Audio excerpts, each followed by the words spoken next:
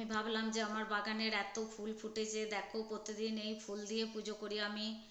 আমি প্রতিদিন এইভাবেই নিত্য পুজো করি। তো আমার বাড়ির নিত্য পুজো যদি তোমরা দেখতে চাও বন্ধুরা, আমাকে কমেন্টে অবশ্যই জানাবে যে দেখতে চাও নাকি। তা দেখো আমি এইভাবেই প্রতিদিন ঠাকুরকে সাজাই, না সাজালে আমার ভাল লাগে না। আর আমার বাড়িরই বাগানের সব ফুল নৈবেদ্য দিয়েছিলাম, নৈবেদ্যগুলো সব তুলে থালা বাসন ধোয়া হয়ে গিয়েছে। তো দেখো আমার রাধা গোবিন্দ, আমার লক্ষ্মী নারায়ণ, মা তারা, নৈহাটির বড় মা। তো দেখো বন্ধুরা কেমন লাগছে, কমেন্টে জানাবে যে আমার ঠাকুরগুলো কেমন বটে।